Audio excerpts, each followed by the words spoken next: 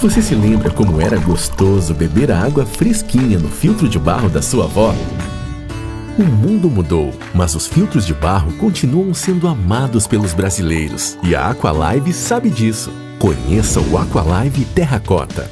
Desenvolvido através da união entre o clássico e tradicional filtro de barro com a mais avançada tecnologia de tratamento de água da Aqualive, o Terracota possui um design vintage que combina perfeitamente com todas as decorações.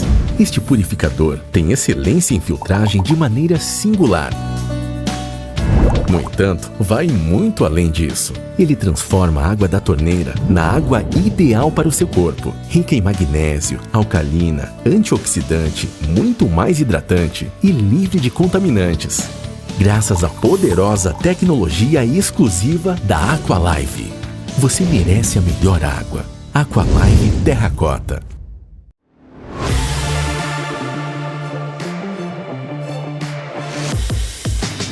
Olá pessoal, tudo bem? Sejam todos muito bem-vindos a mais um podcast aqui do meu canal do YouTube. Toda quinta-feira, 19 horas, subimos um vídeo aqui com convidados especiais e toda segunda-feira você pode prestigiar o episódio também no Spotify.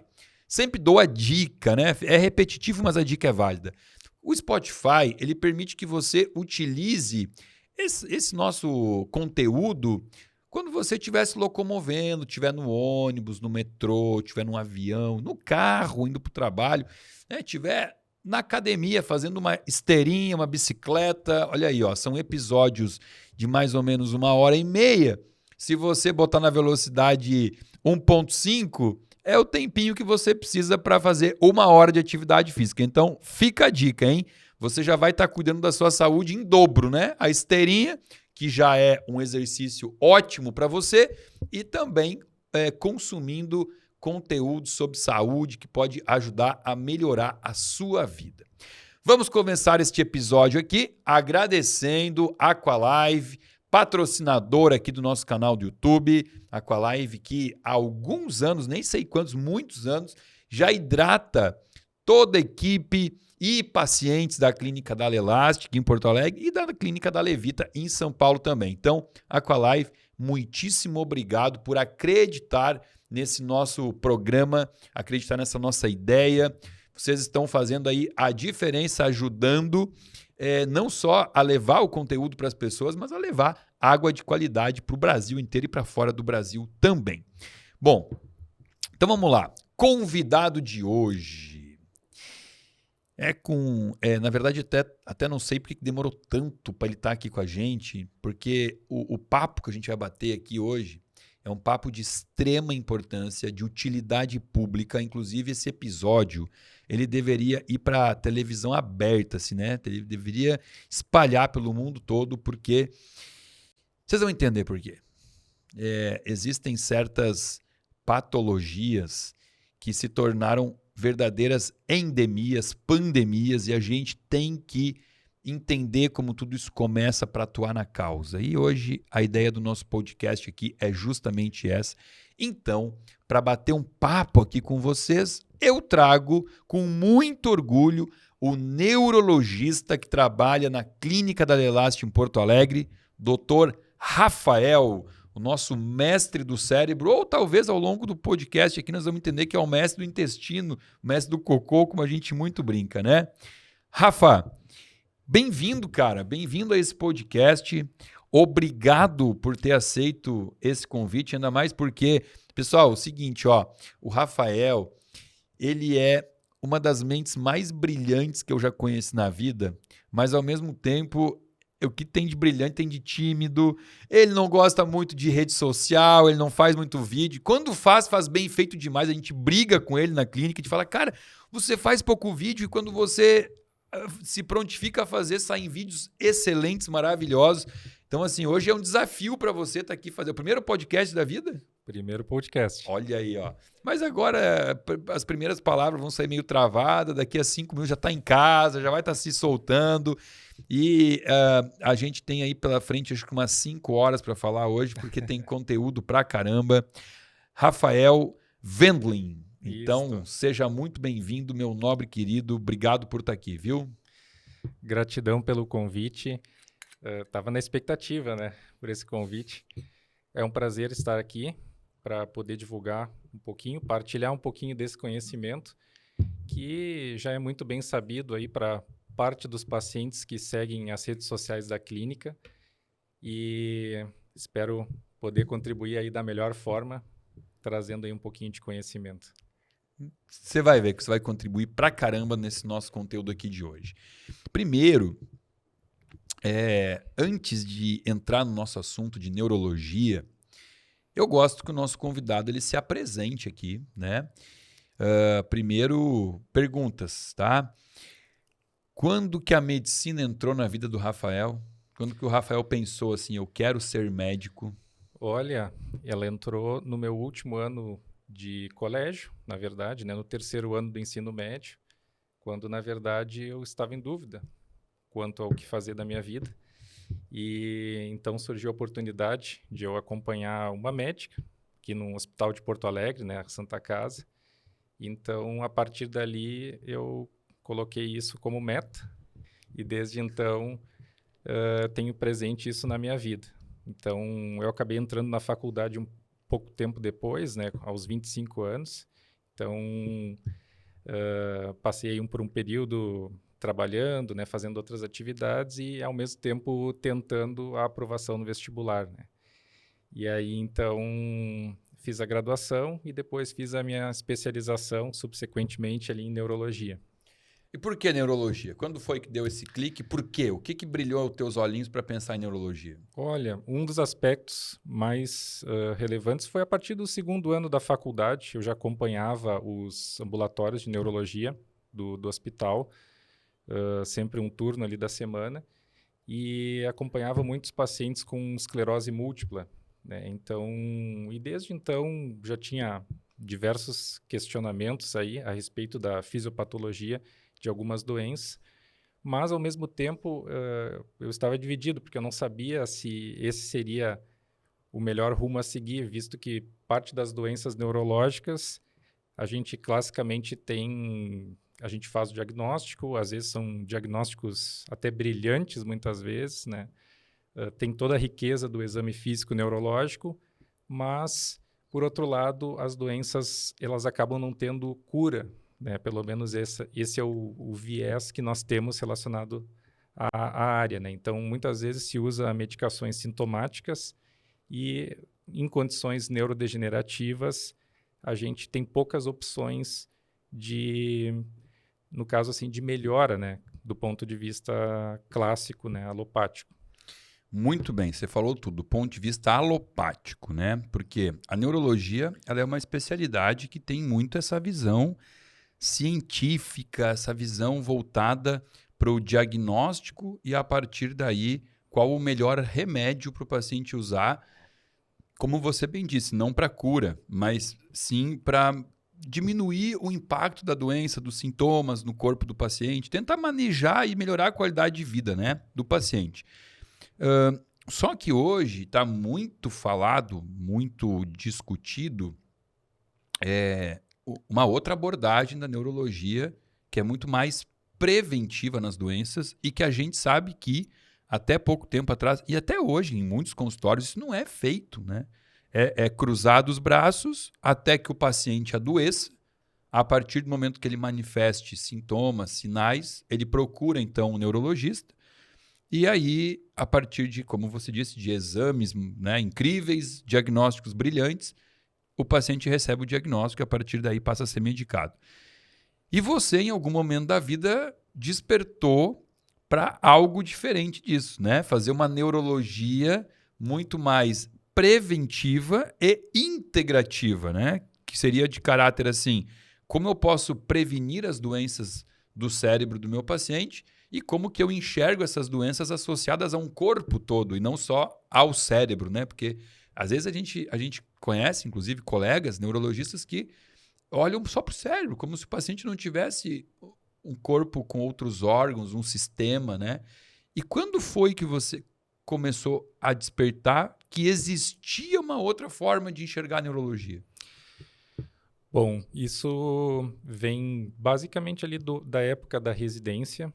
né, residência médica, em que a gente se depara muitas vezes com uma série de, por exemplo, de alterações do ponto de vista metabólico, e a gente costuma, né, dentro da medicina clássica, fragmentar o paciente, né? Ou seja, se ele tem uma condição endocrinológica, ele vai para o endocrinologista. Se ele tem uma condição ginecológica, né, vai para ginecologista e assim por diante.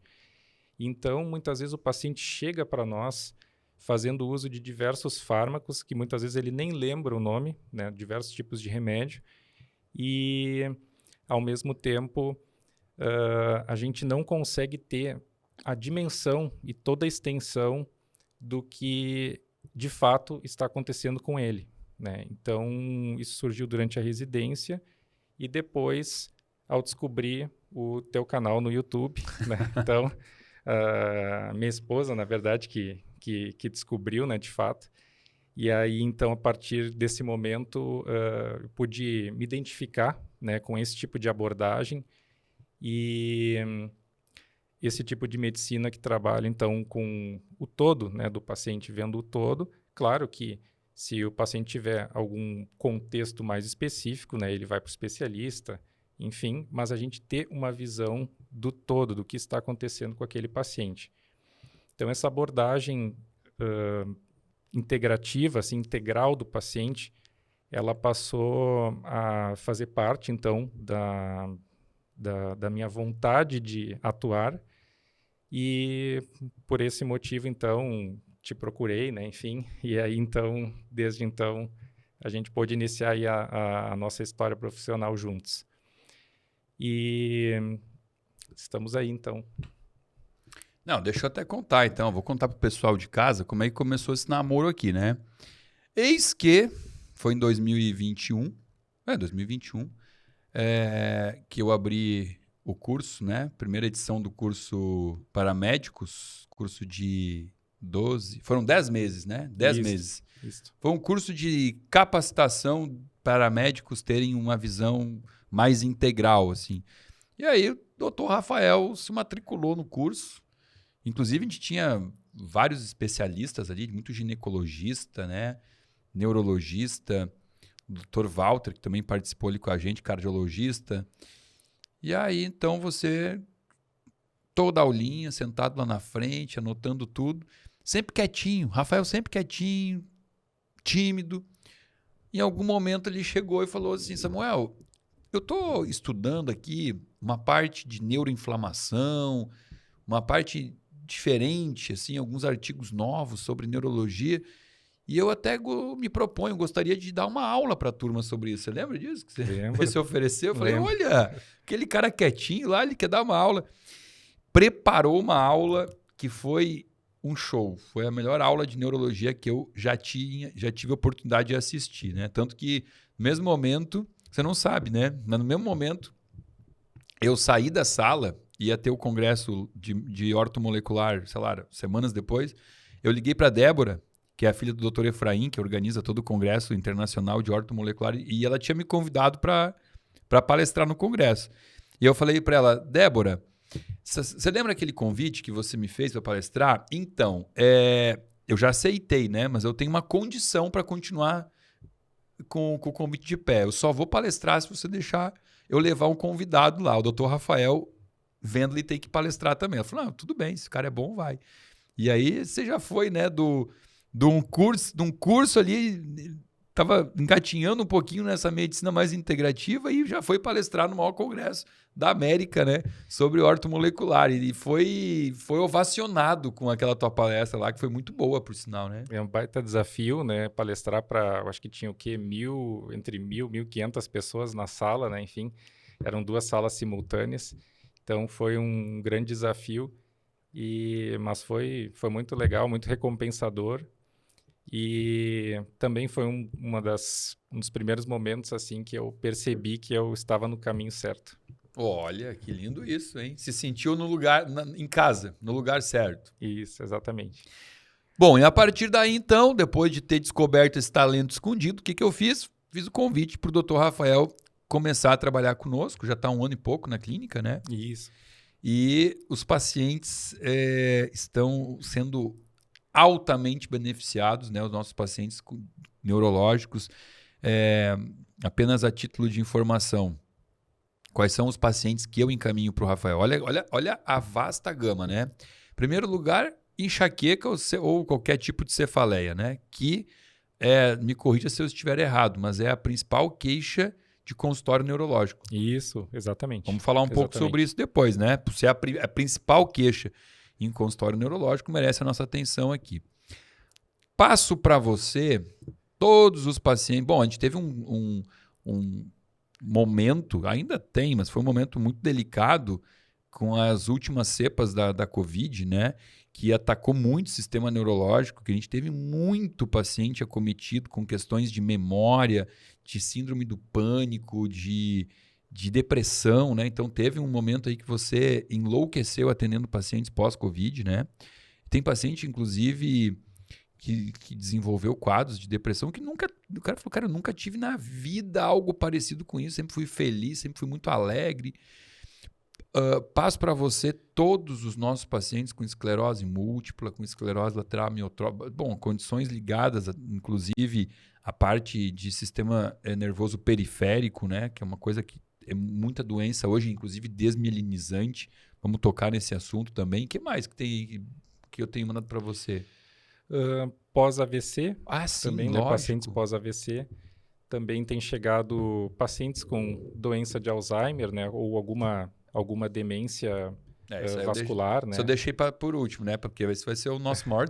Por último, porém, não menos importante, né? O nosso maior tema aqui hoje vai ter que ser esse, né? Demências, né? Exatamente. E pacientes com déficit de atenção, também hiperatividade, bastante, né? O famoso TDAH. Então, é uma vasta gama aí de pacientes, né? E até outras condições que acabei recebendo aí, né? Até de pacientes de São Paulo, né? Como por exemplo, de ataxias hereditárias, né? Então, que foi algo bem comum, assim, na nossa prática clínica diária, né? Vamos separar aqui, talvez, as condições mais prevalentes, porque a nossa ideia é levar esse vídeo para o maior número possível de pessoas, ajudar as pessoas a ter um esclarecimento muito mais sobre como prevenir doença, né? Claro que diagnosticar também é importante, né? Quem tem um sintoma quer ser diagnosticado, quer receber um nome daquela doença, isso facilita também até o próprio tratamento. Mas então, assim, começando com a maior busca de pacientes em consultório, então, dor de cabeça, tá? Qual é a diferença entre cefaleia e enxaqueca? Na verdade, a enxaqueca é um tipo de cefaleia. A gente tem assim as cefaleias primárias, né, como a gente diz, são aquelas onde não se encontra um agente causador, que seriam as cefaleias secundárias. Então, a cefaleia tensional, no caso, né, o padrão tensão, ele acaba sendo o mais comum das cefaleias, mas em termos assim de morbidade, né, a cefaleia migrânea, como a gente chama, né, que é a enxaqueca, ela acaba sendo, às vezes, muito incapacitante e limitante, né, na vida do paciente, né, principalmente porque é um quadro que acomete muitos pacientes jovens, mulheres, né, na fase do auge da vida delas, né, pós-amenarca, né, pós o início da menstruação. Então, pega um período da adolescência e enquanto adulta jovem, né. Então, nessa faixa de idades é que a gente encontra a maior prevalência desse tipo de dor de cabeça.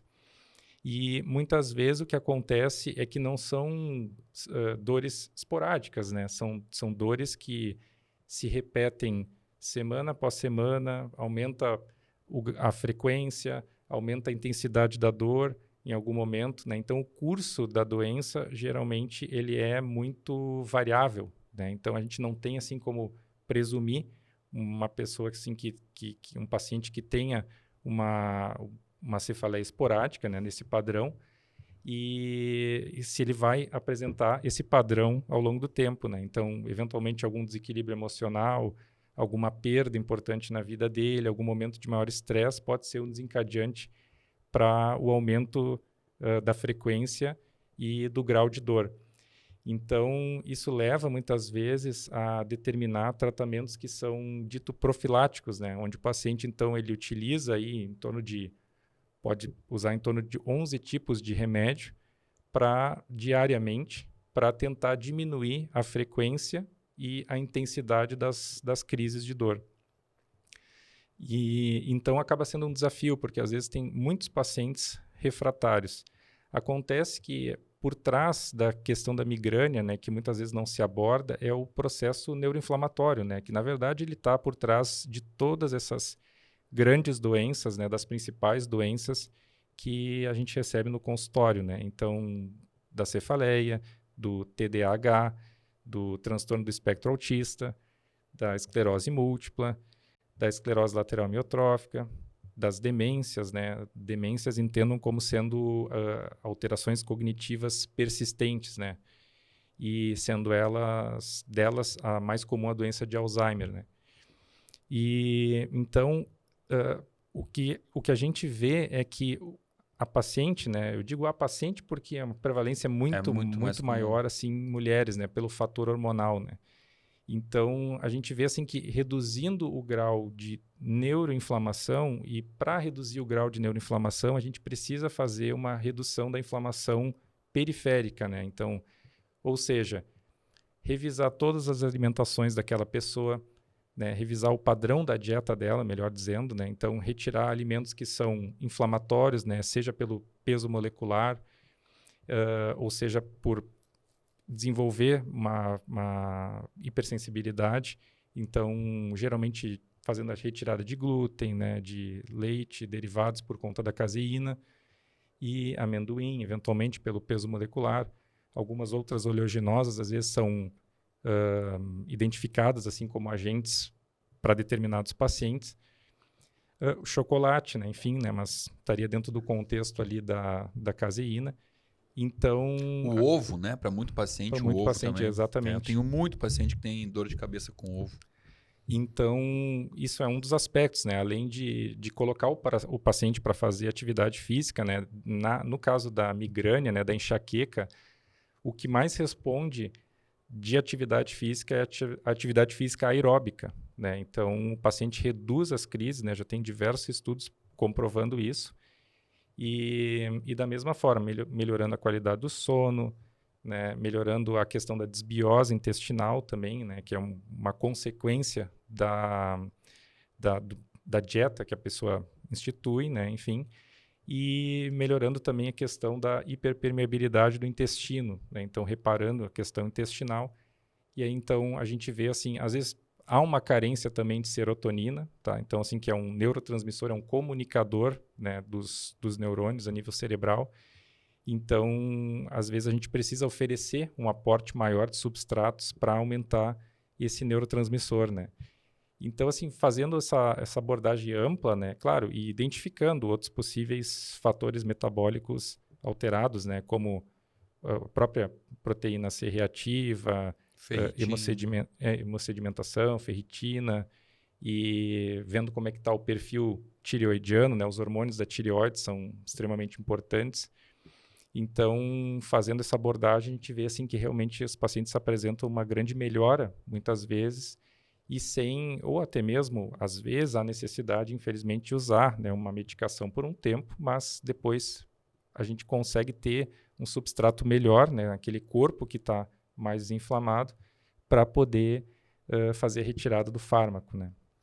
Ó, vamos lá. Apenas resgatando, que eu estou ouvindo o teu discurso e estou pegando alguns pontos que eu acho que é importante a gente reforçar. Você usou um termo que você falou, cefaleia tensional, tá? Que é das cefaleias talvez a mais comum, né?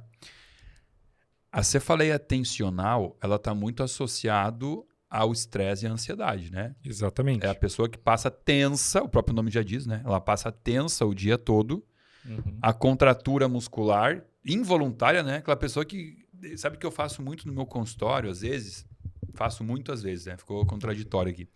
Em alguns momentos que eu julgo necessário, porque eu olho o estado do paciente, eu começo a consulta botando um mantrinha e eu peço para o paciente fechar o olho E eu conduzo ele 1 minuto, 2, rapidinho, como se fosse um mindfulness. Eu conduzo ele a relaxar.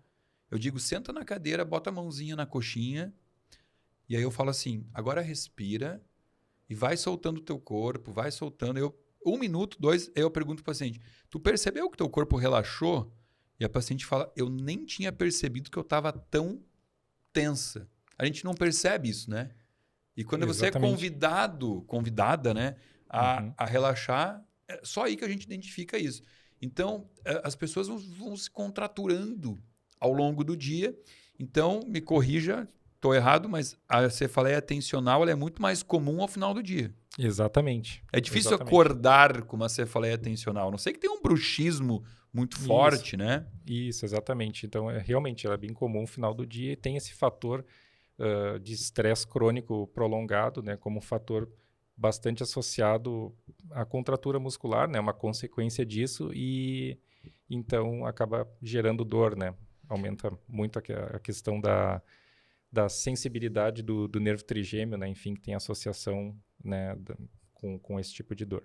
Bom, aí nesse caso, aulinha de yoga e parar durante o dia para respirar de forma consciente, que é o mindfulness, né? É parar e respirar. Exatamente. Exatamente. Não, e além da questão assim de exposição à luz solar, né? Então, regular o ciclo circadiano, né? Então, extremamente importante. Dormir na hora certa, né? Exatamente. Agora tem algo que está bastante assim na moda, assim, né? Bastante divulgação sobre o grounding, né? Também, né? Então, aterramento, né? Enfim. Botar o pezinho na terra. Isso, exatamente. Então, o gerenciamento do estresse ele acaba sendo extremamente importante e a gente tem uma série de consequências, né? A questão inflamatória, neuroinflamatória, também envolve a questão do estresse, bem como também a própria depressão, né? A própria diminuição, digamos assim, desses comunicadores cerebrais que a gente chama de neurotransmissores, né? Como a serotonina e a dopamina ou a noradrenalina, por conta desse estresse crônico prolongado, né? Então, isso é um dos aspectos. E o outro aspecto é por conta da questão, muitas vezes, dos traumas psicológicos que a pessoa tem, principalmente no período de desenvolvimento cerebral, na primeira infância e adolescência, ou ao longo da vida, eventualmente também. Mas os traumas, eles trazem, às vezes, uma carga neuroinflamatória muito importante, considerável e que perpetua um estado neuroinflamatório. Porque o que a gente tem que considerar é que a gente tem um espectro de neuroinflamação. Todos nós temos um grau de neuroinflamação, ou ele é baixo, ou ele é acentuado nesse espectro, né? Enfim. E porque a gente está submetido à questão dos poluentes, né? Intoxicação de metais pesados, eventualmente, exposição, eventualmente, até ao nosso próprio alimento, né? Que muitas vezes parte desse alimento ele vem de monoculturas, né? Então já tem um valor nutritivo menor, né? Mesmo então tendo às vezes uma alimentação saudável. Tem a questão da transgenia, né? Para aumentar a questão da produtividade, né? Enfim, e tem a questão dos pesticidas que muitas vezes concorrem com os nutrientes, né? Então a gente sofre esses estímulos ao longo da vida e nós temos também a questão da nossa própria genética por si só, que ela também traz digamos assim, uma diminuição nos mecanismos de reparo que nós temos, né? Então, a gente vive o tempo todo de dano e reparo, né? Então, quanto jovens, a gente tem mecanismos de reparo suficientes e, com o nosso envelhecimento, a gente tem mecanismos de reparo que, muitas vezes, não funcionam tão adequadamente como deveriam. Então, o que define, muitas vezes, a questão do grau de neuroinflamação são as nossas escolhas no nosso dia a dia, né? Então, é o que a gente come, enfim, é como a gente está dormindo, é como a gente está gerenciando o nosso estresse, é como a gente está administrando o nosso contexto familiar, a nossa profissão, né? Então, tudo isso são fatores que fazem parte da nossa vida, né? E que a gente tem que ter consciência, né? Exercício físico, né? Então, a gente nasceu para estar em movimento. Então, isso é algo bem, bem importante, né? Só uma ressalva do exercício físico, né? Que para o cérebro, né? A gente tem vários estudos mostrando que o exercício físico ele aumenta uma estrutura do cérebro chamada hipocampo, né, que é uma região responsável pelas memórias, né, pelo armazenamento de memórias, pela aprendizagem e aumenta também a espessura do córtex, né, da casca, né, a parte mais externa do cérebro também. Né? Então, a gente tem um estímulo assim, de neurotrofinas, né? Dentre elas, a gente tem o famoso BDNF, né? Fator neurotrófico derivado do cérebro, que esse fator está inibido quando a gente tem o processo neuroinflamatório muito acentuado. Então, ele não consegue exercer a função dele de estimular a plasticidade cerebral, né? A formação de novas conexões entre as células do sistema nervoso central. E então, pelo exercício físico, a gente consegue ativamente produzir e estimular esse tipo de neurotrofina, entre outras também. Né? Então, o BDNF ele é o mais famoso, é o que mais tem estudos. Né? E, inclusive, a proteína BDNF, ela já tem muito estudo mostrando que a meditação aumenta muito a concentração dela no cérebro, Isso, né? Exatamente, né? Então, as atividades contemplativas, né? Então, a meditação é uma das principais. A gente tem programas, assim, estudos que mostram programas, assim, de 3 semanas, por exemplo, a pessoa, né, meditando ali, grupos de meditação, e a gente ir comparando, assim, com outro grupo, né? Então, assim, que não realiza meditação ou realiza outro tipo de atividade, né? Então, a concentração de BDNF, ela é muito maior em quem exerce essas atividades contemplativas, né? Mindfulness, meditação, ou até mesmo assim a própria oração, né? Para muitos pacientes aí é um país muito muito religioso, né? Muito católico, né? Enfim, e então a gente observa isso, tem vários estudos mostrando essa melhora na expressão do BDNF. Você falou várias vezes o termo neuroinflamação, que é um termo muito usado atualmente, inclusive porque entende-se que ele é a base de todas essas doenças que a gente está presenciando, né, expoentes no mundo hoje e relacionadas ao cérebro. E você deu uma boa aula, assim, falou sobre causas, né, da neuroinflamação e tal, mas tenta resumir traduzindo para uma linguagem bem leiga aqui, o que é a neuroinflamação? Porque é importante a gente definir ela, porque vai ser a base de tudo que a gente vai falar aqui hoje. Então, neuroinflamação é uma hiperativação, né, uma ativação excessiva do sistema imune cerebral, e isso é acarretado pela inflamação periférica, né, pela a inflamação de várias fontes, né, como, por exemplo, uma dieta inflamatória, um estado de um intestino mais hiperpermeável, ou seja, que permite, né, a entrada de substratos ali das bactérias do intestino, uma noite mal dormida, o excesso de estresse e o excesso de sobrepeso, né, a gordura, aquela que se acumula na barriga, né, a gordura visceral. E isso tudo acaba acarretando a diminuição, né, de vários comunicadores cerebrais, né, que são esses neurotransmissores, dando nome assim, serotonina, dopamina e noradrenalina, principalmente, e, ao mesmo tempo, diminuindo as conexões que existem entre os neurônios. Né? Então, as redes neurais elas acabam sendo comprometidas muitas vezes por esse processo, e aí, conforme o grau de acentuação desse processo, existe a presença, né, a manifestação de sintomas clínicos. É importantíssimo as pessoas entenderem isso, porque a base de muitas doenças neurológicas é esse processo neuroinflamatório, né? E de um tempo para cá, quer dizer, na verdade é o seguinte, o conhecimento que o intestino e o cérebro andam juntos é milenar. Esse conhecimento, a medicina Ayurveda 5.000 anos atrás já falava sobre isso. Então falar que isso é uma novidade, uma descoberta, chega a ser feio, né? Mas a ciência começou a colocar holofotes em cima disso há coisa de 15, 20 anos. É recente esse olhar científico para essa conexão, né? Tanto que hoje chama-se intestino, o segundo cérebro do corpo, né? Chamado de um órgão neuroentérico também, né? Que é um órgão único, né? Com neurônio. A gente descobriu neurônios no intestino. Tem neurônio no intestino, Rafael? Tem sim. Então, se tem neurônio no intestino é porque tem alguma conexão aí. Exatamente. Né?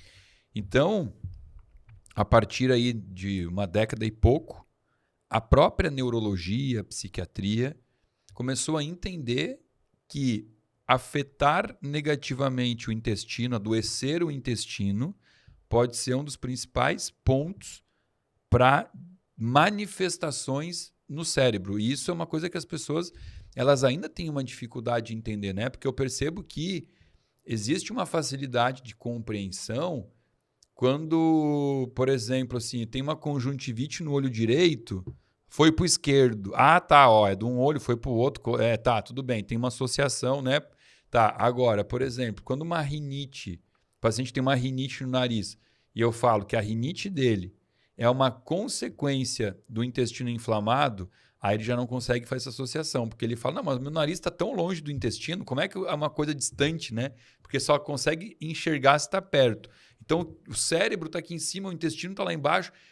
As pessoas não têm esse entendimento. E eu sei que é difícil, porque eu, formado médico, e a primeira vez que eu ouvi alguém comentar isso, eu pensei, isso é loucura, né? Como que as bactérias do intestino podem afetar o processo, o mecanismo do cérebro, né?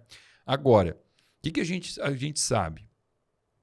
84% da população do Brasil apresenta algum nível de depressão ou ansiedade. Algum nível quer dizer, não são pessoas, nem todos são medicados. Não estou dizendo que 84% das pessoas tomam remédio, não.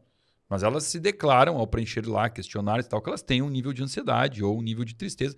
E claro, um pouco de tristeza é normal, né? Vamos falar de depressão, que é além da tristeza. TDAH, então, virou moda.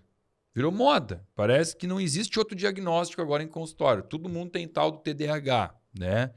E aí, obviamente, existe uma indústria que lucra trilhões, né, por ano vendendo remédios para depressão, para pânico, para ansiedade, para bipolaridade, para TDAH, né? Por quê?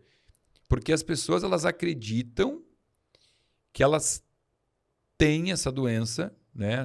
Não estou dizendo que essa não existe, mas a gente está falando aqui talvez de subestimar os diagnósticos, né? Superestimar, na verdade, né? Superestimar diagnósticos.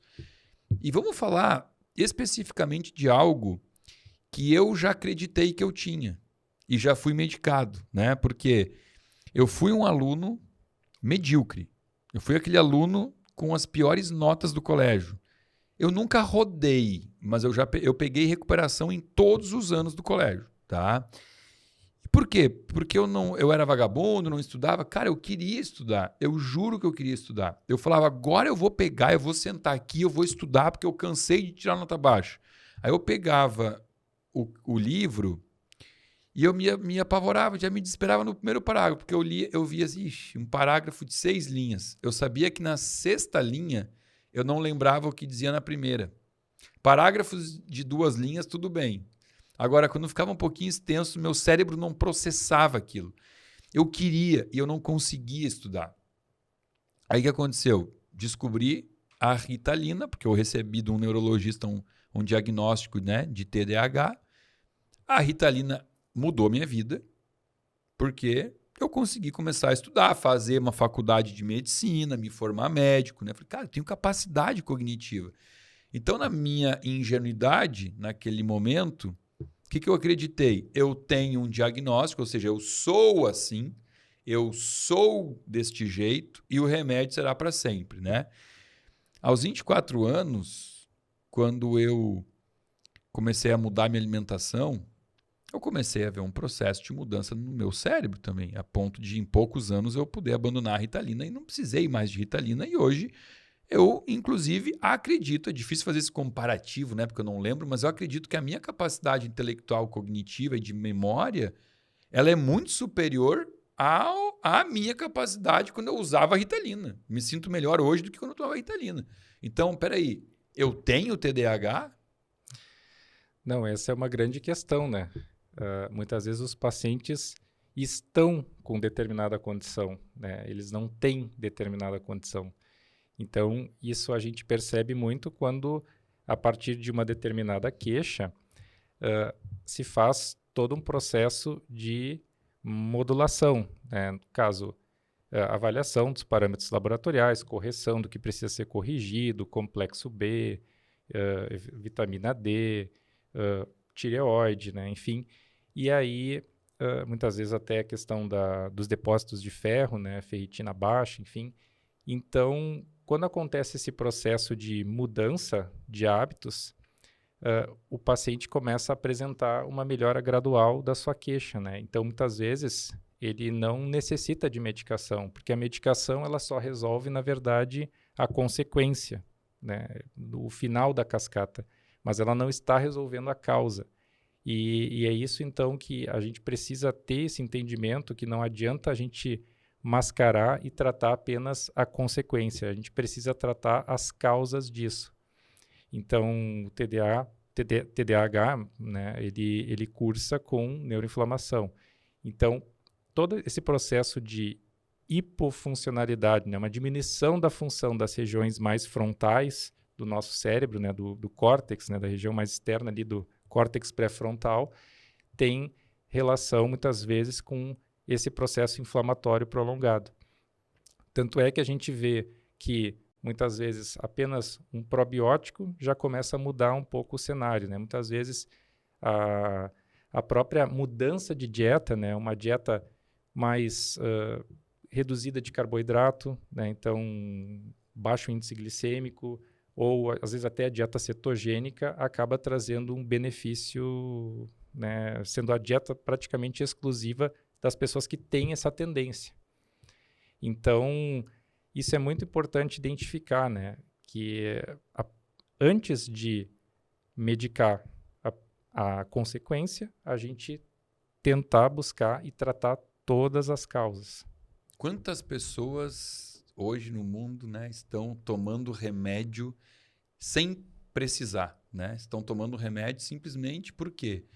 Porque tem um estilo de vida que gera, como você bem explicou, esse processo de inflamação cerebral, né? Que é a neuroinflamação, esse termo mais técnico, mas que é um cérebro inflamado.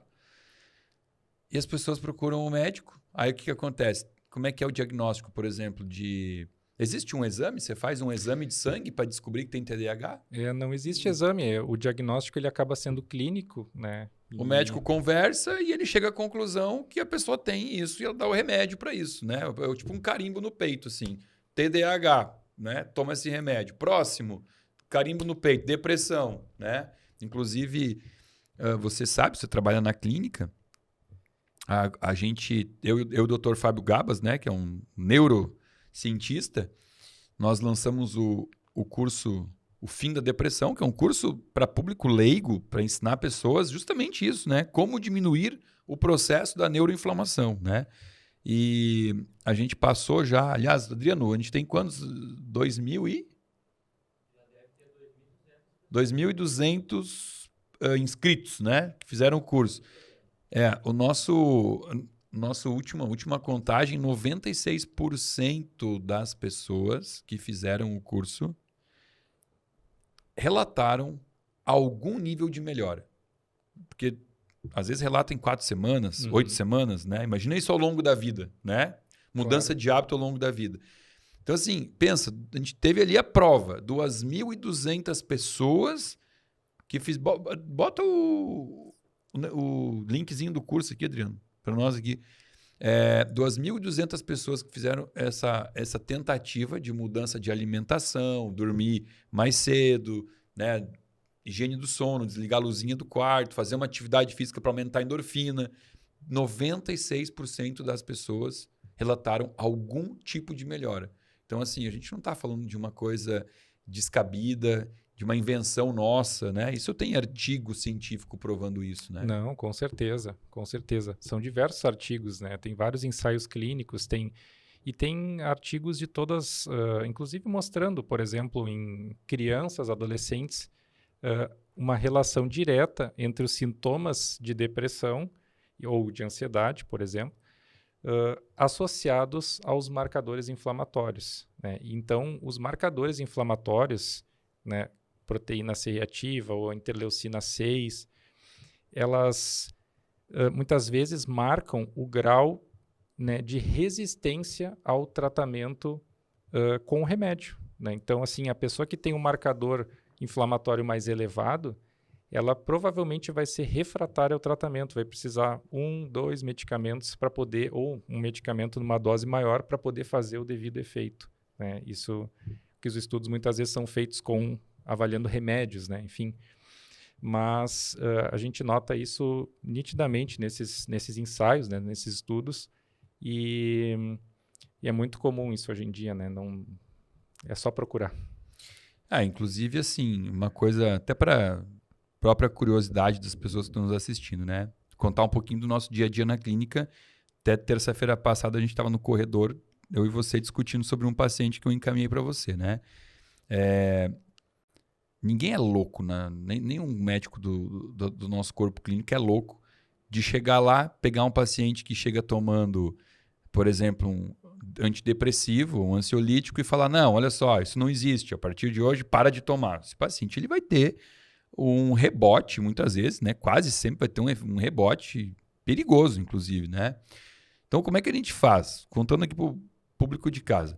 O paciente chega, ou para mim, ou diretamente para o Dr. Rafael, e a gente começa a fazer, então, essas mudanças, né? Deixa o paciente tomar o antidepressivo dele, deixa tomar o ansiolítico, né? Mas vamos lá, passamos para a nossa nutricionista, retira todos os alimentos industrializados, refinados, começa uma alimentação natural, com comida, né? Que tira de uma árvore, que arranca do solo, né? Comida que Deus inventou.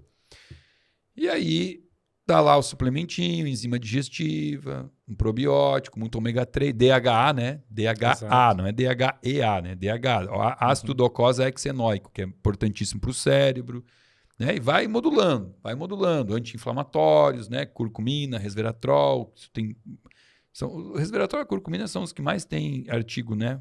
Publicado mostrando que melhora o processo inflamatório do cérebro, né? O ômega 3, a cúrcuma, né? E a vitamina D também. Sim, né? vitamina D. Hormônio D, né? Mais tem. Hormônio. Então, assim, o paciente começa a desinflamar, o que o Rafael faz? Vai tirando, né? Vai diminuindo a dose do remédio, do antidepressivo, vai diminuindo.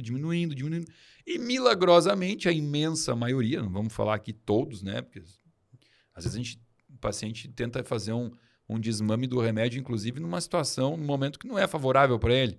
Perdeu um familiar, está com um problema na empresa, né? Então, tem que ter uma condição de vida toda favorável para que ele vá desmamando o remédio. E vai desmamando, e quando viu, ponto, né? Ele fala, eu tomei 15 anos isso, achei que eu tinha que tomar para sempre e agora não preciso mais, né? Então, é bonito, é gostoso. E na contramão desse movimento de dar remédio, né? Exatamente. Até porque o antidepressivo ele age em uma via só, na verdade, né? Então, ele acaba assim disponibilizando mais neurotransmissor naquele espaço que existe, né, entre os neurônios, né? Então ele não age, na verdade, combatendo a causa, né? Então, mais do mesmo, né? Do ponto de vista assim de combater a consequência, né, o sintoma, e não tratar a causa disso tudo, né? Então, o processo de melhora ele passa por isso. Eu tenho tanto orgulho do curso que a gente lançou, eu e o Fábio Gabas, que assim, até público de casa que está assistindo, que às vezes as pessoas elas estão muito felizes, mas tem alguém na família, conhece alguém que está passando por uma condição de depressão.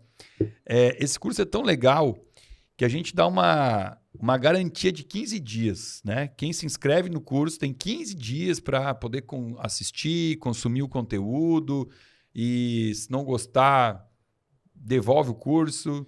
Então, aí, ó, de novo, vou botar o QR Code aqui, né? Nosso público que está assistindo, que quiser conhecer o programa O Fim da Depressão, sejam super convidados para isso. Bom, eu tô conversando contigo, aí o teu assunto ele é interessante, eu tô indo para frente e agora eu vou voltar um pouquinho para trás, que eu acho que a gente pecou aqui em não deixar claro, uma coisa que eu gosto sempre de deixar claro para os pacientes, que quando a gente fala de cefaleia, vamos voltar para a cefaleia, é um ping-pong aqui. Tá. Por quê? De novo, né? Causa mais comum de busca em consultório neurológico. Eu digo assim, ó, para os meus pacientes, eu não me lembro de ter tido paciente que buscou consulta comigo com cefaleia e que a gente não conseguiu lá na clínica resolver, né? Por quê? As principais causas ou é de ordem alimentar, né? Você bem citou os principais alimentos geradores de cefaleia, né? O glúten, os lácteos, os transgênicos, né? A soja, o milho, o amendoim, às vezes o ovo, açúcar, nem vou falar, né? Bebida alcoólica, a tiramina, né? A tiramina que a gente encontra no álcool e no queijo. Aí o queijo já tem dois problemas, né? Além da caseína, tem a tiramina. Ou todos os alimentos com tiramina eu também tiro. Alimentos estaminérgicos, às vezes, né? São gatilho. Ou seja, a alimentação tem que cuidar muito bem. Segunda causa de enxaqueca, você fala, estresse. O estresse e não sei nem em que ordem eu botaria aqui. O que vem primeiro? O estresse, a comida, né? Para cada paciente vai ter uma ordem diferente. Terceiro, alteração hormonal.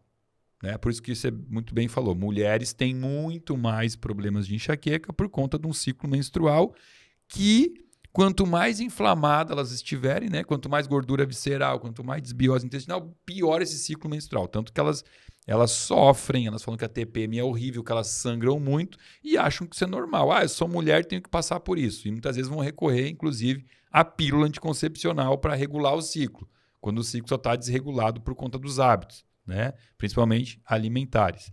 E eu diria aqui que a quarta causa é medicamentos. Tem muito medicamento que gera dor de cabeça. Então, assim, a gente fica... Eu botaria... Não sei se você concorda, mas 98% das dores de cabeça estão aqui, nesses 4 itens. Ok? Ok, não, eu concordo. Então, a gente mudando isso, a gente consegue... Eu tenho um caso tão legal de um paciente, seu Antônio. Na verdade, foi assim, eu atendi a Cris, que ela é nossa colega médica em São Paulo, né? A Cris tem lá seus 70 e alguma coisa, 72 anos, 73 anos, não lembro. E ela não é mais, ela não atua mais como médica. Há um bom tempo ela não atua mais. Só que ela começou a estudar medicina integrativa e ela ainda paga todo ano a anuidade do CRM, para ela poder fazer as receitas e tal, para ela poder continuar cuidando da família. Então ela passou a estudar medicina integrativa para cuidar dela e da família dela. Eu atendo a filha dela, né, o genro dela. E ela trouxe o marido para mim. O Antônio, mesma idade, 70 e poucos anos, bem magrinho, baixinho que nem eu, minha altura, assim, magrinho, super ativo, um cara que trabalha ainda, trabalha em empresa, administrador, super ativo. Só que acontece, ele descreveu que desde a infância dele, ele apresentava 3, 4 vezes ao mês crises de enxaqueca limitantes, a ponto de ter que se trancar em casa, ficar um dia inteiro no escuro, sem barulho, sem luz, medicando. Pensa, 70 e poucos anos sofrendo com isso. E na consulta eu falei para ele. E é legal estar falando assim, porque tem ela de testemunho. Senão parece, Samuel inventa. Falei para ele na consulta, olha, amigão, tem grandes chances de ser alimentar. Já experimentou parar de comer glúten? Ele, a Cris fala isso para mim, mas eu nunca parei. Não pode ser, todo mundo come. Falei, vamos tentar. Só que ele é muito disciplinado, muito determinado. Aquelas pessoas que você fala, ele só precisa ser convencido. Aí eu convenci ele e ele fez. 3 meses depois ele voltou para a consulta comigo. E aí, Antônio, como é que foi? Ele falou, cara, não tive nenhuma crise mais em 3 meses. Eu perguntei, você já ficou alguma vez na vida 3 meses sem crise? Nunca tinha ficado 3 meses sem ter uma crise, né? Como eu disse, era no mês 3 a 4 vezes. Então, assim, Em 3 meses, ele já mudou um cenário que podia ter mudado.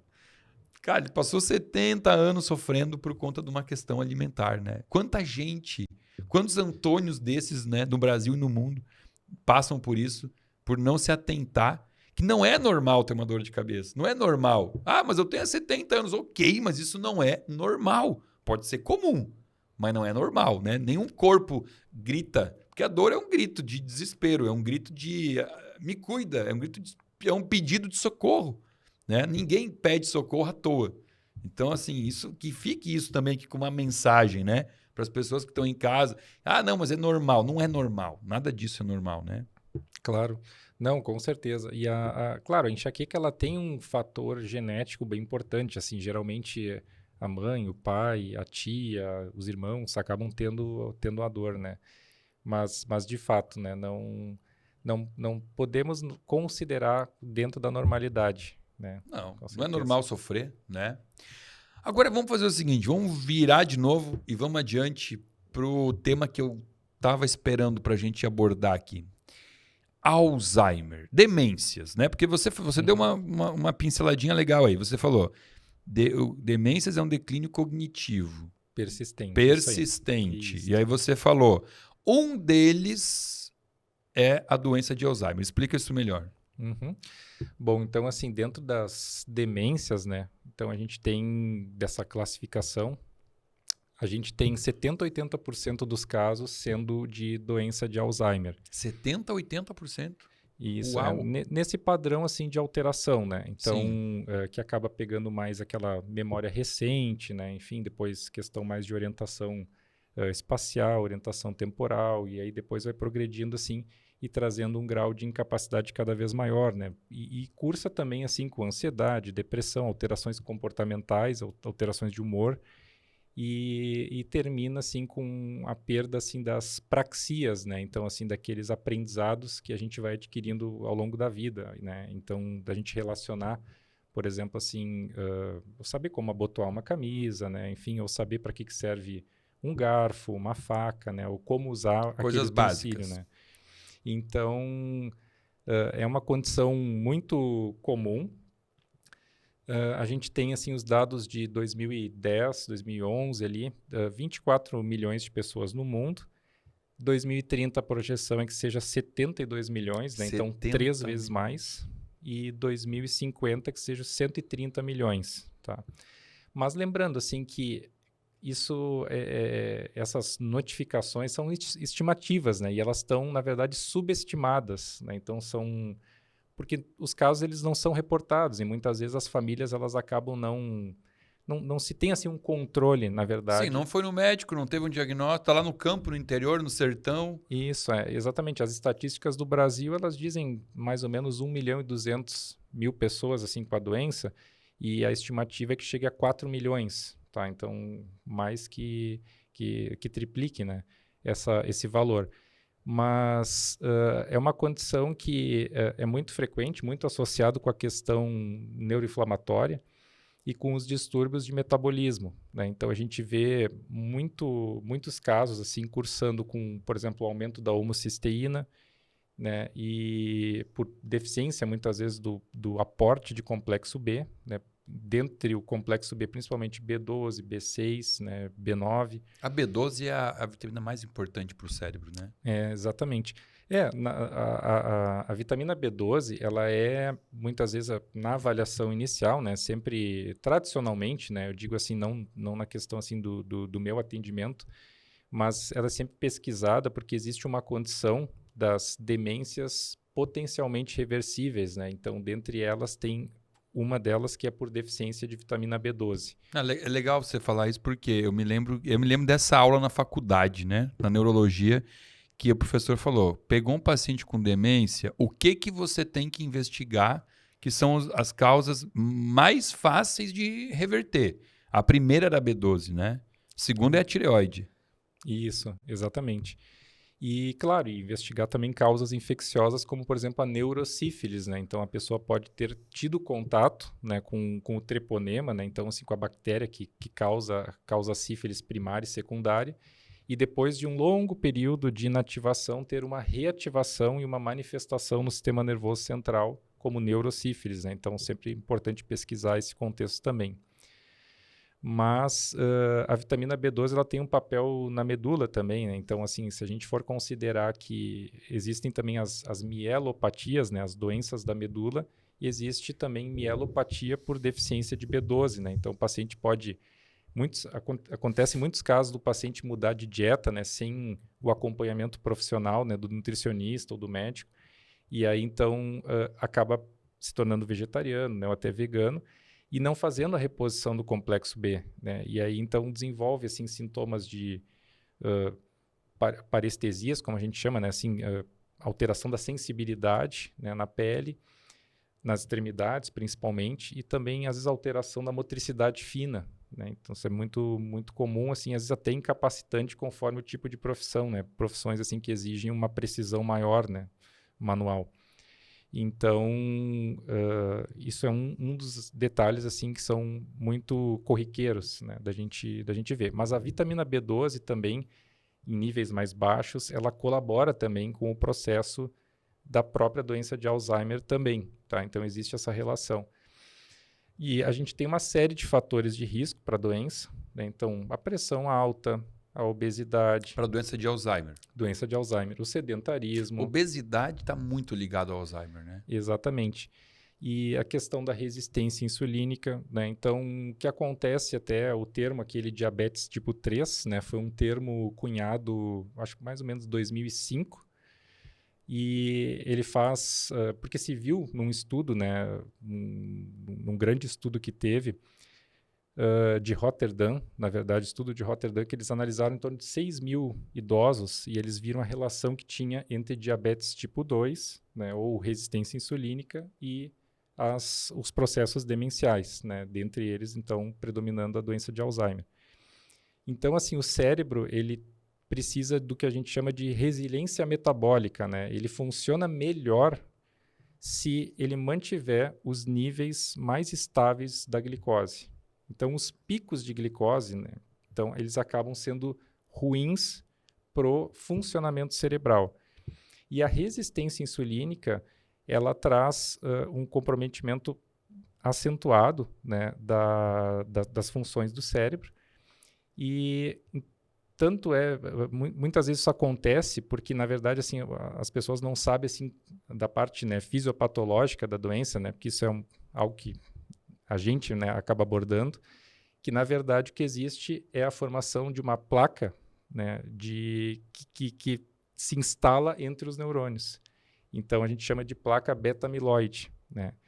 Então, a mesma enzima que degrada a insulina é a mesma enzima que degrada esses pequenos fragmentos da beta-amiloide que acabam se agregando, né? Então, existe uma competição quando existe esse excesso de resistência insulínica cerebral.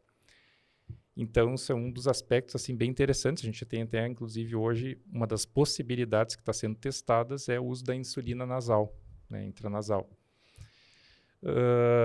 Então, assim, questão da pressão alta, né? Como eu falei, a apneia do sono, uma condição também que é muito comum na nossa população, principalmente quem tem um sobrepeso, obesidade, né? Então, que são aquelas pausas durante o sono, né? Pausas na respiração, que cai, né, a chegada, digamos, de oxigênio no cérebro, e isso acaba sendo um fator de risco bem importante.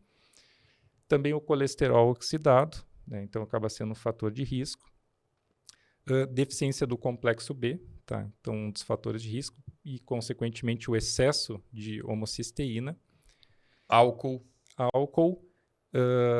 né? Então a gente tem outros fatores também bem associados, que é o baixo nível cognitivo, né? Então, assim, o que a gente vê? Que as pessoas que têm uma escolaridade maior, né, ou que, assim, têm uma vida mais ativa do ponto de vista cerebral, estão sempre lá buscando aprender alguma coisa nova, estão sempre estimulando o cérebro, elas podem até, às vezes, ter as alterações da doença sem ter sintomas, por conta do que a gente chama de reserva cognitiva. Porque estimulou muito o cérebro durante a vida. Isso. E agora ficou uma gordurinha lá, ficou um banco, né? Sobrando. Exatamente. Então, isso acontece bastante, né? Porque, na verdade, a gente tem a doença de Alzheimer, né? Então, que seria, então, as alterações que vão acontecendo, né? Então, proteína beta-amiloide, né? Enfim, fosforilação de uma outra proteína chamada tau, né? Isso acontece dentro da célula. Então, uma age fora, diminuindo a conexão, né, dos neurônios, e a proteína tau ela age dentro, né? Quando ela é hiperfosforilada, e isso leva a um processo de morte daquele neurônio, né? E forma o que a gente chama de emaranhados, né? Emaranhados neurofibrilares. Então, a pessoa pode ter essas alterações todas muitos anos antes de ter a doença e depois ela começa a manifestar o que a gente chama de demência, né? Então, quando ela começa a ter um comprometimento principalmente da memória, porque a doença ela se instala numa região que a gente chama de córtex, né, entorrinal, ali em volta dos hipocampos, que são aquelas áreas relacionadas à memória. Tá? Então, começa geralmente com o processo de perda da memória mais recente, né? Memória anterógrada, né? Como a gente diz. Então, esses fatores de risco, eles são muito vinculados ao processo neuroinflamatório, né? Porque se a gente for destrinchar cada um deles, a gente vai ver que a questão inflamatória está por trás de praticamente cada uma dessas condições, né? Tudo é inflamação. Exatamente. Bom, então vamos lá. Público de casa, porque a ideia do podcast aqui é fazer isso aqui, ajudar pessoas, tá? Então você falou da B12, que é uma condição que pode aumentar o risco de Alzheimer. Qual o grande problema aqui que eu vejo? O paciente faz o exame de vitamina B12 e logo abaixo do exame vem um valor de referência, que fala assim, 200 e pouco a 900 e pouco. E aí parece que, estando ali dentro, o paciente está bem, né? E aí? O valor de referência, na verdade, ele é feito assim, baseado numa estatística, né, de pessoas, a maior parte das pessoas doentes, né? Então, assim, a gente não pode associar os valores ótimos que são vinculados à saúde, porque já estão saindo vários estudos que colocam nesses termos, né? Então, os valores mais vinculados à saúde, por exemplo, é um TSH, né, um hormônio que estimula a tireoide abaixo de 2,5, né? De 3,5, 2,5, entende? Então, a gente vai vendo que, no caso da B12, ela tem que estar acima de 500, né? Como a gente diz, pelo menos, para ter uma expressão, né, clara e de uma maneira, assim, uma carga suficiente no sistema nervoso central, né? Então, e faz uma diferença. Porque muitas condições relacionadas também àquele processo que a gente chama de brain fog, né, aquele enevoamento mental, eles envolvem também uma B12 baixa, né? Então a pessoa diz, mas eu funcionava bem há 2 anos atrás e agora eu não estou funcionando bem, estou com dificuldade para reter informação, para aprender uma coisa nova, estou mais distraído, né? E isso tudo, muitas vezes, pode ser a questão da B12 baixa, né? Isso é importante porque, infelizmente, e aí não estamos aqui para falar mal de colega, pelo amor de Deus, a ideia não é essa, mas infelizmente, como nós aprendemos na faculdade a sair do curso de medicina e a atuar num consultório médico, olhando para o valor de referência e considerando que os pacientes que estão ali dentro estão ótimos, é assim que a gente aprende a fazer medicina, né? Então, a gente tem colegas nossos que ainda aceitam esses valores. E aí o paciente ele vai lá, ele passa anos fazendo exame com a vitamina B12 em 290 e está dentro do valor de referência.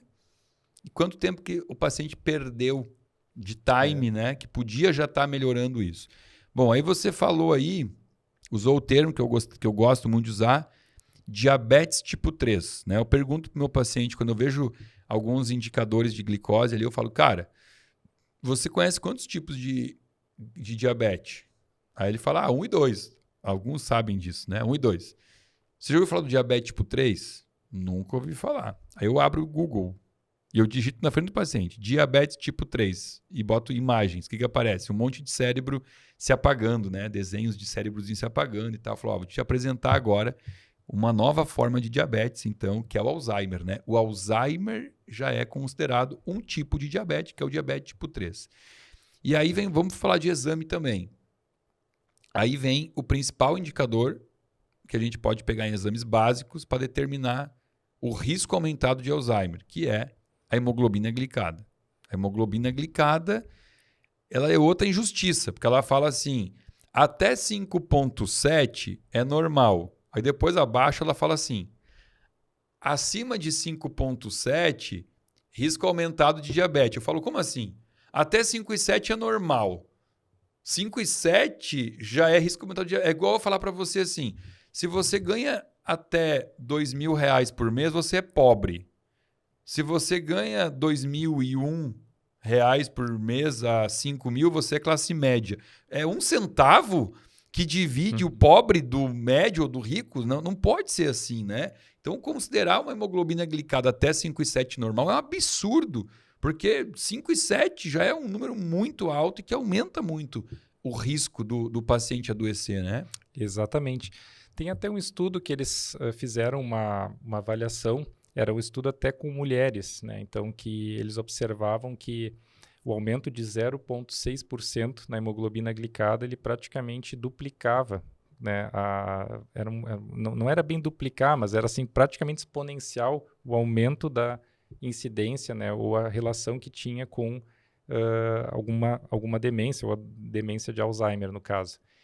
Então, realmente, né? E outra questão é a questão da insulina, né? Porque, muitas vezes, a hemoglobina glicada tem um valor adequado, a glicose de jejum também, mas a insulina está lá acima de 20, por exemplo. Então, são valores bem absurdos para se considerar, né? E são, muitas vezes, as alterações que aparecem muitos anos antes de fazer as alterações efetivas, né? Podia pegar bem antes, né? Podia pegar o paciente e já mudar esse cenário. Hoje eu peguei um paciente que ele chegou no meu consultório, um paciente bem atípico, assim, porque geralmente os pacientes que chegam para mim já consumiram todo o canal do YouTube, já sabem tudo, vem só para a gente fazer uma conferência. E esse não, um paciente de 71 anos que nunca viu nenhum vídeo meu, ou seja, não conhecia nada de medicina integrativa, mas veio porque tem amigos que são meus pacientes, né? Aí o senhor esse sentou na minha frente com um barrigão enorme, e aí eu olhei para ele, quando eu vi o exame, eu falei, senhor, sabia que o senhor já é diabético? E ele, não. Eu falei, no Brasil você não é, porque tua glicose está 90, mas um baita de um barrigão, né? E aí ele falou, eu falei, tua glicose está ótima, mas aí na curva de insulina, ele foi a 273. Eu lembro porque foi hoje que eu atendi. 270, a insulina de jejum dele já era 15, e na curva foi a 273.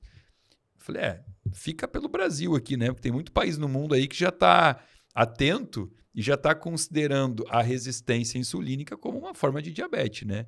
Aí expliquei, mas o legal é que ele ficou muito preocupado e aceitou, né? Porque tem gente que não aceita. Não. O meu médico lá falou que 90 é ótimo. Cara, mas olha a tua barriga. Como é que você está ótimo com um barrigão desses, né? Então, olha aí quanta dica legal já demos, né? A B12, não considerar aquele valorzinho medíocre lá perto do limite inferior. Hemoglobina glicada ideal, 5. Né? O ideal é ter 5. 5,2 a gente aceita. 5,3, opa, já vamos abrir os olhos aí, né? Cada pontinho é um monte, né? Porque as pessoas elas não entendem. Falam assim, mas como assim? 5,7 é ruim e 5 é bom, é tão perto. A margem, né? O range é curtinho, né? 5 é ótimo, 5,7 é horrível. Então, ou seja, cada decimal no meio aqui conta muito, né? Então a gente tem que ficar atento a isso. E aí vem a questão, olha só, você trouxe números alarmantes de diagnósticos, né? Casos de pessoas com Alzheimer, inclusive uma expectativa de no futuro muito mais, né? E, infelizmente, ainda encontro pessoas que acreditam que a doença do Alzheimer é uma condição associada à velhice. Tipo assim, você vai envelhecer, não tem o que fazer. É contar com a sorte. Uns vão adoecer, outros não vão. É sorte. É sorte, Rafael? Não. Na verdade, assim, nós temos, se o pai, a mãe, né, eventualmente um tio, né, ou até mesmo às vezes algum irmão mais velho, né, na família teve a doença, muitas vezes é possível até fazer a dosagem do que a gente chama de apolipoproteínas para ver o padrão delas, né? Então, o padrão de homozigose ou heterozigose, né? Então, assim, para ver se tem a apolipoproteína E4, tá? Em duplicidade. Então, assim, não é um gene determinante. Seria um exame genético. Na verdade, dá para fazer pelo próprio sangue, dosagem Sim, no sangue, mas das apolipoproteínas. uma forma de avaliar a genética do Alzheimer. A tendência. Isso, na verdade, assim, então, a apolipoproteína, ela E4, né, então ela aumenta a suscetibilidade da doença se ela tiver se uma só manifestação dela, né, em heterozigose, como a gente diz, de 2 a 3 vezes, né, o risco de ter... 2 a 3 vezes mais risco de ter Alzheimer. De ter Alzheimer. E se ela está em duplicidade, ela aumenta de 8 a 12 vezes, né, que é um risco bem considerável. Muito alto. Só que ele é um gene de suscetibilidade. É um termo que a gente usa.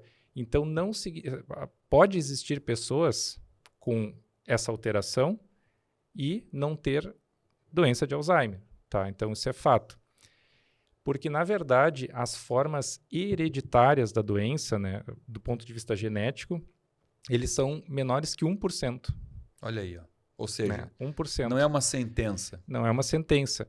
Então, a gente tem, assim, nesse 1%, daí sim, é importante pesquisar do ponto de vista genético, né? Daí um teste genético que se faz para ver se tem alteração da proteína precursora da amiloide, né? Da presenilina 2, presenilina 1. Então, são enzimas, são proteínas, né? Enfim, que elas são muitas vezes determinantes para a doença, tá? Mas isso é menos de 1% dos casos. Então, a grande maioria, claro, que a gente às vezes tem o que a gente chama de Alzheimer precoce, né? Que então, quando existe o processo de alteração cognitiva com pacientes menores de 60 a 65 anos, né? E geralmente eles têm, às vezes, alterações na linguagem, né? Eles têm alterações em outros domínios cognitivos que não a memória recente, tá? Então, é um padrão um pouquinho mais atípico da doença. Mas, até mesmo essa condição das apolipoproteínas, né, que às vezes é muito colocado em voga, né, elas não são determinantes para a doença. O que determina acaba sendo somatório de vários fatores, né, que são cumulativos ao longo da vida. Dentre eles, a questão metabólica ela acaba entrando, né, dentro desse processo, a questão dos nossos hábitos, né, e é isso. Isso é interessante você trazer, porque assim, eu tenho muitos pacientes que consultam comigo há tempos, que são pacientes exemplares, aqueles pacientes que fazem toda a cartilha da saúde, tá? E aí eles têm na família 2, 3 parentes que desenvolveram Alzheimer. Eles chegam para mim, eles falam, eu quero fazer o teste genético. Eu digo, olha, tu tens todo o direito, posso te pedir, mas eu não faria, né? Por quê? Eu tenho na família, meu avô teve um Alzheimer severo. Eu nunca fiz o teste genético, né? Porque assim, como é que eu penso, tá? Você já se hidrata bem, você se exercita com a frequência correta, você gerencia o teu estresse, pratica mindfulness, faz yoga, busca desenvolvimento de inteligência emocional, você tem uma alimentação toda natural, você já faz tudo. Aí você faz o exame e o exame fala assim, você não tem tendência para Alzheimer. Tá, ok. Você tem a obrigação de continuar com esses hábitos, porque esses hábitos não são só para evitar Alzheimer, são para evitar câncer, infarto, Parkinson, qualquer doença degenerativa. Mas se você fez o exame e deu positivo, você tem o gene, o que você faz? Você continua fazendo a mesma coisa. Uhum, você continua cuidando dos teus pilares de vida. Então, assim, é um exame que para aquela pessoa que já está engajada num estilo de vida saudável, ele não muda a conduta. Talvez a gente até vá prescrever um pouquinho mais de ácido alfa-lipóico, TCM, né? Vai mudar as cepas do probiótico, vai dar um neuropsiquer, alguma coisa assim. Mas eu não fiz esse exame porque na minha vida, cara, eu já tô num nível que eu não consigo enxergar o que eu poderia melhorar. Eu já faço tudo que eu preciso fazer para manter minha saúde, entendeu? Mantenho meu corpinho sem gordura visceral, me exercito todo dia, meu sono, tudo eu faço certinho. Então, eu não fiz esse teste aí, né? E assim, claro, quando a gente fala de pilares, né? Citei aqui os principais, então, gestão do estresse. Dormir em um quarto próprio para o sono reparador, no horário fisiológico, né? Importantíssimo. Uma alimentação, o que eu diria que na alimentação que é muito associado à neuroinflamação, adoçantes, né? Aspartames, adoçantes artificiais, né?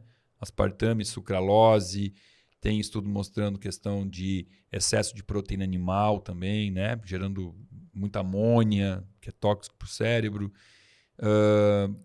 Alimentação, eu diria, na minha opinião, a dieta do Mediterrâneo. Seria muito azeite de oliva. Exatamente. E no contexto, né, a gente tem visto isso com uma certa recorrência no nosso tempo agora, que é a questão desse processo de resiliência metabólica, né? Então, realmente, as dietas com baixos índices glicêmicos, né, uma dieta slow carb, né, trocar aquele carboidrato simples por um carboidrato complexo e otimizar esse tipo de alimentação, né? A dieta do Mediterrâneo é a mais estudada, na verdade, né? Mas a gente tem visto agora também outros benefícios, né? Que depende de cada paciente, né? Como o jejum intermitente, né? Como bem lembrado. Foi prêmio Nobel isso, né? Uma possibilidade grande, assim, de melhorar também, diminuir, né? O processo neuroinflamatório também, né? E melhorar, assim, parte dos sintomas, né? Então, isso é algo bem interessante, lembrado. né? Autofagia. Né? 2016, esqueci o nome do japonesinho lá que ganhou o prêmio Nobel, provou que o jejum promove a autofagia. Claro, aí também é uma questão muito debatida quantas horas de jejum, mas isso não vamos entrar no mérito, mas a pergunta é, essa autofagia promovida pelo jejum, ela come o tecido beta-amiloide do cérebro? Sim. Não, com certeza. Diminui sim. E acaba sendo uma ótima estratégia, né? Assim como também o consumo de triglicerídeos de cadeia média, né? Enfim, ou até mesmo a dieta cetogênica também tem o seu benefício, né? Então, que é uma dieta às vezes exclusiva para algumas condições neurológicas, a condição mais estudada é a epilepsia, mas a gente sabe também que existem alguns protocolos de estudos também na doença de Alzheimer. Bom, então tá. Aí como eu me perdi, mas vou voltar. Falamos desses pilares, né? Sono, hidratação, exercício, comida. Agora sim, coisas que a gente tem que ressaltar aqui, né? Novos estímulos para o cérebro. Então, assim, por exemplo, ir para o trabalho todos os dias pelo mesmo caminho. Não, com certeza isso é uma condição bem simples de se mudar, né? Então, novos caminhos é essencial, por exemplo, né? Novos direcionamentos, bem como estímulos motores são bem interessantes, por exemplo, escovar os dentes com a mão não dominante, né? Então, a pessoa escova os dentes ou ela é destra, né? Faz todas as atividades com a mão direita, usar a mão esquerda, porque assim a gente tem um fenômeno de sinaptogênese, né? Então, assim, formação de novas conexões, de novas sinapses, e isso acontece em todo o tecido cerebral. E a gente tem também a formação de novos neurônios, né? Que esse paradigma, né? Esse modelo assim de que o cérebro é imutável, isso já caiu lá nos anos 2000.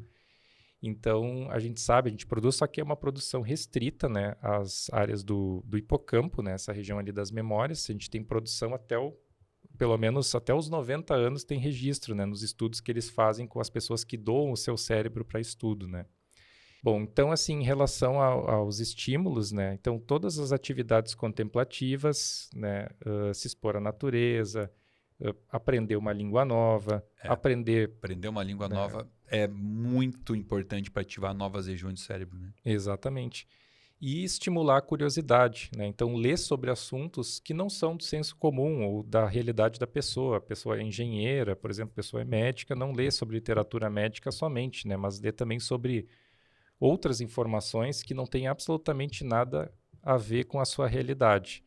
Então, isso estimula bastante, né, a área da linguagem, estimula bastante esse tipo de nova informação, as conexões de distintos domínios cognitivos, né, que os domínios cognitivos, na verdade, eles são áreas que eles estão em diferentes regiões do nosso cérebro, eles acabam fazendo uma conexão, né, então eles são interconectados, na verdade.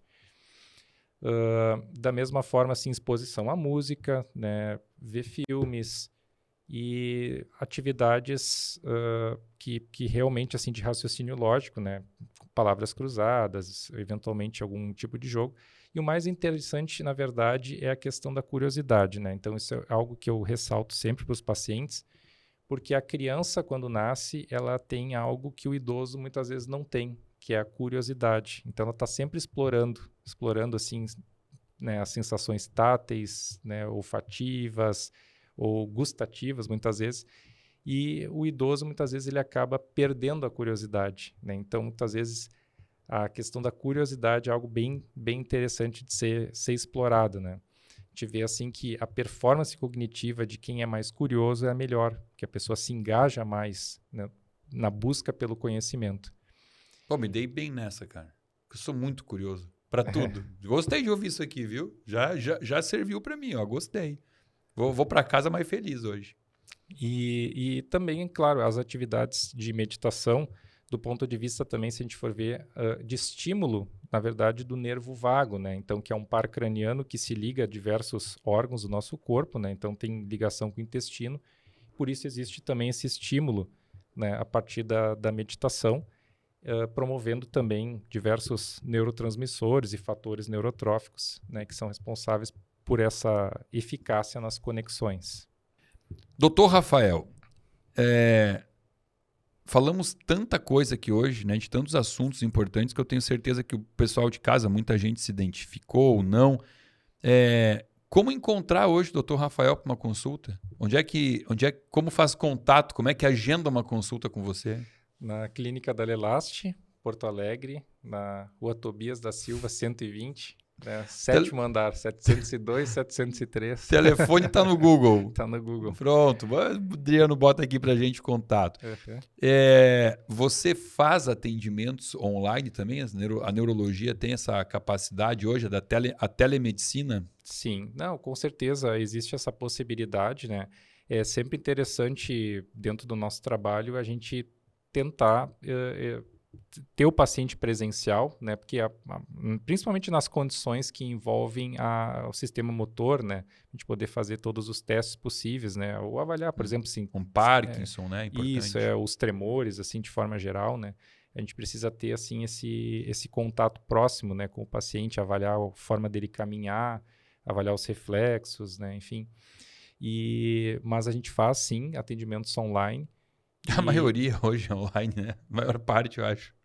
Então, assim, mas principalmente visando esse processo aí de avaliação, né, do todo, assim, do que pode estar trazendo, né, parte daqueles sintomas para o paciente, né?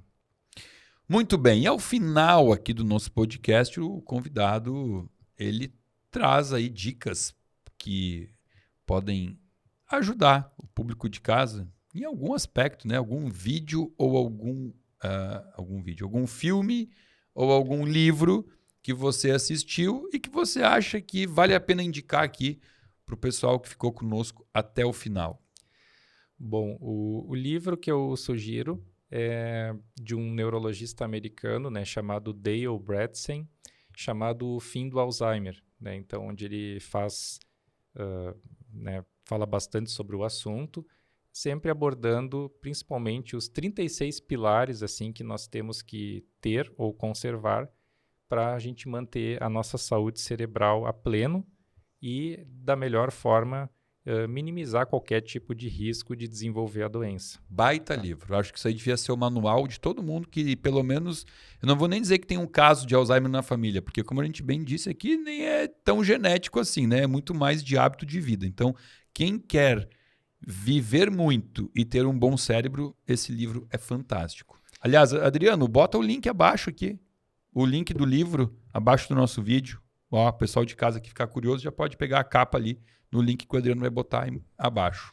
E o filme que eu sugiro, né, é o chamado O Pai, do Anthony Hopkins, então, que mostra como é que é um pouco da realidade do ponto de vista do paciente, né? Então, de como é que vai acontecendo a evolução da doença e as percepções do paciente em relação ao ambiente e principalmente em relação aos entes próximos, né? Então, ele acaba tendo uma grande dificuldade de reconhecer o ambiente que vive, né? Ou as mudanças que ocorrem nesse período e até mesmo reconhecer os entes próximos, né? As pessoas ou o contexto de vida desses entes. E também tem uma série do Netflix, né, chamada O Sucessor. Também, da mesma forma, explora essa questão de um pai de família, então, enfim, que tem os sintomas, né, da doença. Muito bem, doutor Rafael. Eu quero lhe agradecer imensamente pelo seu tempo, por ter vindo aqui dar esse show de aula para nós. Eu espero que o povo de casa aí que nos prestigiou possa ter entendido, possa ter captado a importância de cuidar do nosso cérebro, entender que não é um órgão que está fora do corpo, e sim está dentro do corpo, banhado, o mesmo sangue que banha o dedão do pé está passando pelo cérebro, está batendo no coração, né? Então, assim, levar um sangue nobre, um sangue de qualidade, oxigenado, com nutriente, né, para ofertar para esse órgão essa abundância que ele tanto precisa para poder trabalhar, né? Então, assim, espero que tenham entendido isso. Se não entenderam, volta tudo de novo, assiste. É um episódio que vale a pena assistir 2, 3 vezes. Então, gratidão, cara. Obrigado por estar aqui. Obrigado por se doar tanto aos pacientes da Clínica da Lelast, por estar lá dando esse suporte impecável que você dá assim, para os nossos pacientes, tá? Gratidão imensa a você. Só tenho a agradecer, gratidão por estar aqui nesse momento, né? Por poder, de alguma maneira, prestigiar pessoalmente, então, esse podcast e agradecer pela oportunidade, pelo acolhimento, né? Nessa grande família aí que nós temos aí na clínica, certo? E agradecer ao público aí por estar prestigiando, por estar assistindo e qualquer dúvida, qualquer questão, estou à disposição. Chama o Rafael no Instagram dele. Bota o Instagram aí, Adriano, do Rafa. Pessoal, chegou ao fim. Eu quero agradecer você por ter prestigiado, ter ficado aqui com a gente até o final. Se você gostou, peço aquele like, peço que você compartilhe também esse podcast, bota no grupo da família. Aliás, isso é importante para você, hein? Você que tem pai, que tem mãe, né, bota lá para eles assistirem. Quanto mais vocês cuidarem das pessoas, dos irmãos, né, de qualquer pessoa que mora contigo, amigos, quanto mais você se preocupar em ajudar as pessoas a ter um cérebro melhor, né, a preservar a mente, melhor será para você, né? Porque é muito ruim. Eu, como tive na família, como disse aqui, um avô com Alzheimer, é muito ruim cuidar de uma pessoa que tem uma saúde física, mas que o seu cérebro já abandonou essa pessoa há muito tempo. É muito trabalhoso, é muito sofrido assistir uma pessoa sofrendo assim no fim da vida com uma doença tão debilitante. Óbvio, eu falei aqui do Alzheimer, mas outras doenças também, né? Conhece alguém com depressão, com ansiedade, com TDAH, com dor de cabeça? Compartilhe esse vídeo que as pessoas com certeza vão agradecer você ao final. Se você não está inscrito no meu canal, se inscreva, aciona aquele sininho para receber alerta de novos vídeos toda semana aqui para você. E lembrando também que abaixo desse vídeo, além do link do livro aí que o Dr. Rafael comentou, você também tem um link onde você clica, acessa, se inscreve e passa a fazer parte de um grupo VIP de pessoas que recebe conteúdo gratuito e exclusivo semanalmente aqui do meu canal. Rafael, vamos lá então? Agradecemos a todos vocês por prestigiarem esse nosso episódio. Até logo. Até logo.